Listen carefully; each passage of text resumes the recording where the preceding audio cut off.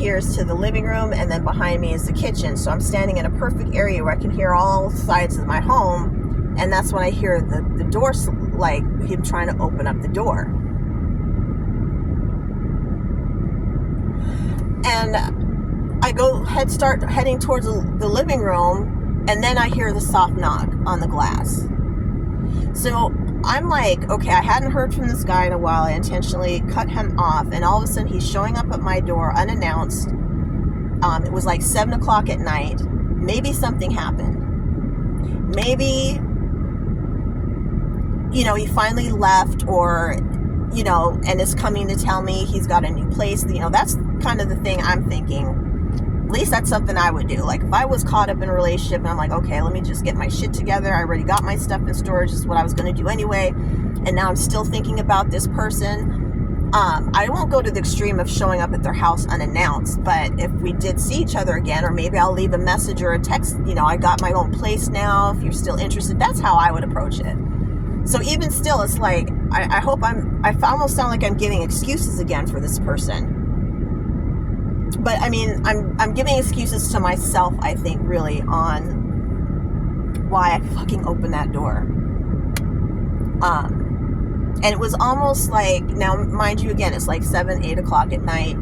I was already ready for bed, so I had my house coat on. So I opened the door thinking, maybe is he okay? Like, what's going on? And it was like one of those stupid romance things.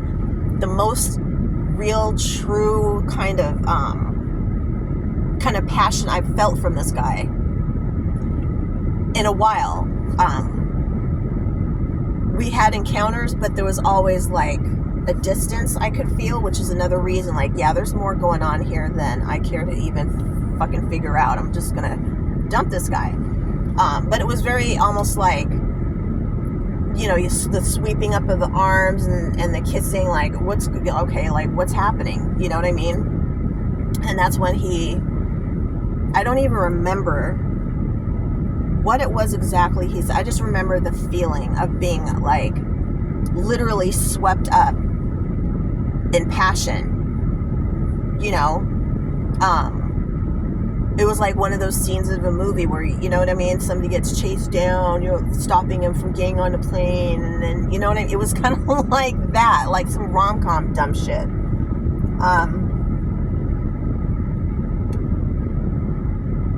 So anyways, so he got his way back in.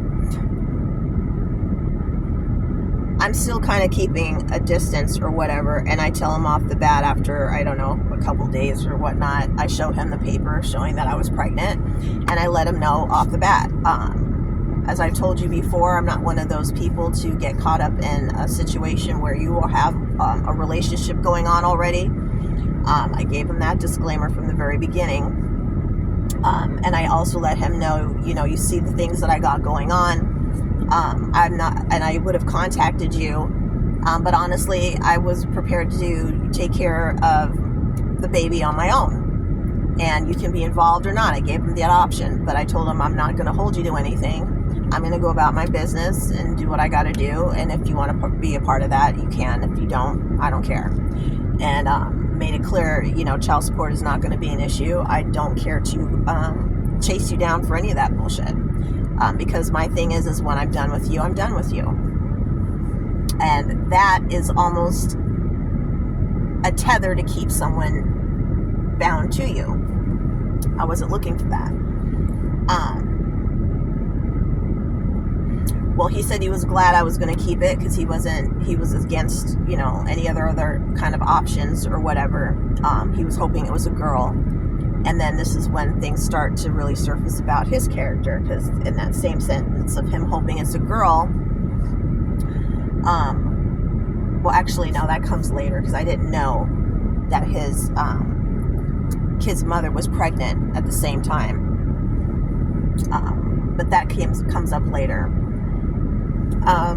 By then I'm already, as he calls it, locked in. He's really putting on the charm, wanting to get married, wanting to really lock us in and be a family. I still wasn't feeling it. I was just really feeling something is not, oh, there goes the gas. I had to turn the heat on. Trying to get through this introduction real quick. But anyways, I still didn't feel comfortable with this person, and always had it in the back of my mind, make sure when you get things set up, you have yourself and your kids' things in line first. And that's what I moved to do. Now, being pregnant, of course, you can't make moves around, the same as you normally can. I was working too as well for full time. And then at the time, we didn't have the family leave at the time. Can you imagine? So I was stressing about that. And then I was working for a temp agency at this place, Andritz, where the boss flat out was saying in a meeting, I'm sure he knew I could hear as I was, sitting at the front, because I was the office administrator, that he likes using temporary employees because they don't have to pay out for like insurance and stuff like that. It's cheaper like that way, I guess. But I was with this company for like a good year, and then they were really considering bringing me on board permanently, but oh my gosh, now I'm pregnant. So I went on leave, and then I had my son in 2019, and that was around the time COVID started making its appearance. We found a duplex, or I found a duplex, brand new, no one lived in it yet, in Medical Lake. I thought was a good place because it would be close to his son. I'm still under the impression that this individual I'm in living this nightmare because of, was still had, I'm believing, still trying to hold on to belief that some of the things he told me and try to portray about himself were true, which was about family, because he complained about barely able to ever see his son, who was in elementary, going on June. He's like a year younger than my daughter. I met him once. We went to the mall together for his birthday, and I'll just go ahead and say his name, Tony. My son's father. This whole thing is over and about.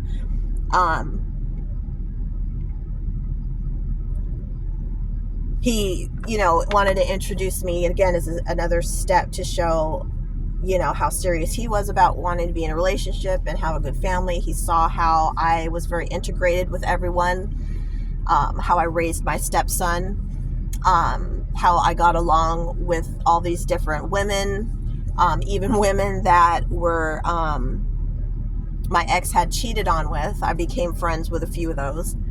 And he's seen this. So he knew I was, not one of those ladies that were very bitchy and just jerks about, integrating kids and family. So when I noticed that he hadn't spoken to his kids after leaving Denise, which is his other kid's mother, who will be mentioned a few times because she's still involved in this whole thing in a way. And I'm starting to be nosy and looking at text messages and finding letters where she's like, she can't do this on her own. Your kids haven't spoken to you. Your daughter, who she had a girl, your daughter doesn't even know who her dad is. And I'm like watching him, and I'm seeing like the only truth about him was that he is a homebody. But that comes into play later as to why. So when you go to work, he usually comes right straight back to the house. I can't say that he has ever, I don't think he had a chance to cheat on me yet. I'm sure that would have came later had things had not been disrupted the way they have been.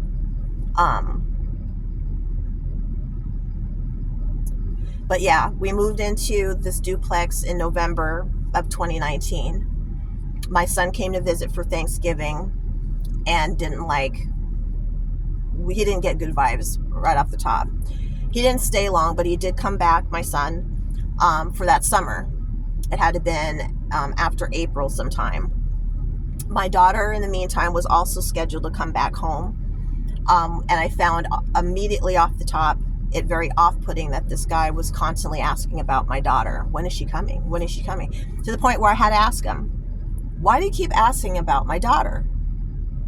I mean, a couple times is okay, but it's like you are looking forward to her being here more than I am, and I'm her mother, and I'm excited that she's coming home. You know what I mean? He never met her, doesn't know her. Oh no, I just know that her and Lucas, his son, the same age as her, would get along really great. Okay, still doesn't sit right with me. How many, like every day it was almost a thing. Every week it was a thing. And now his true colors are starting to surface at the same time, making me really feel uneasy. There'd be outbursts. There'd be bizarre accusations made to me where it's like, where is this coming from? Realizing that these are stories or experiences he had with other women. And somehow, I call it a fugue. It's a fugue event where suddenly you see yourself in a situation that occurred before, but you know what I mean? Like he was seeing me all of a sudden as Kim, his ex, another victim of his abuse, or Denise, and who knows what. But I'm standing there like totally flummoxed at what you're coming at me about. I have no idea what you're talking about, and how do you even put this into? It would have been physically or just incapable of happening in the time frame you're speaking and the situation occurring. Like, it doesn't, like, what do you talk? It would confuse and confound me more than offend me, the things that he was starting to do. And then he would like go on these tyrants at times where I would be like, okay, dude, you know what? You better get your shit together. My daughter's on her way, and I'm not going to have her in this kind of environment. I don't even want to be in this kind of environment. So if you can't like tell me what's going on, again, I would bring up that whole option of, you might have been really, playing along now with a story, because at this time I'm feeling as full of shit about his whole experiences and all the things he complained about with this other woman. If it was really that bad, excuse me, maybe you need some time to clear all that out of your system, because you are clearly confusing me or thinking or expecting me to be the same as these other people you've been with that did you so horribly. I don't need to be the person. I don't need to be caught up in that or being treated that way when I have not done anything. There's nothing even about my character or anything you know about me to suggest that I would be doing any of these things. And his response to that, which was a famous one, is, no, you're just looking for an excuse to go and do what you want to do with other guys. And that was his response. Like, no, we're going to stay together, because I believe, regardless of what you just common sensely said, it's about you being with somebody else. When it's like, even just trying to reiterate this is frustrating. So yeah, now COVID hits. Right towards the end, I think it was after. Actually, this is what it was, because my son, when he came to visit, told me how he saw planes. This is during Thanksgiving. So told me how he saw planes driving around, flying around, releasing these chemicals. He's like, Mom, isn't it, this isn't farming season right now. It's the end of, it's wintertime. What are they doing all that for? And neither one of us thought of it, gave it much more thought than it was kind of odd seeing that. Next thing you know, I think one of the first cases to hit was in King County, which it's not too far. It's like kind of around the Seattle area, in between Seattle and Spokane. And Seattle's like 4 hours away. So it was like, oh my God, like we got one of the first cases, blah, blah, blah. Tony even got sick. And I told him, I think you got COVID, dude. I think what they're talking about on the news, I think you got it. He said it hit him out of nowhere. He's not someone who normally gets sick. I watched him. And the crazy thing, my son, who was about 6 months old at the time, or 7, maybe older than, no, it was like it was before Christmas for sure. Yeah, we didn't get sick. And this is, again, before it was confirmed COVID, it wasn't a big deal. The pandemic hadn't hit yet. We'll just put it that way. But he did get really sick and was down really bad for that weekend. And I told him, if this doesn't get better, like, it was coming out of both ends. It was really bad. And I told him, if this doesn't get better, you should probably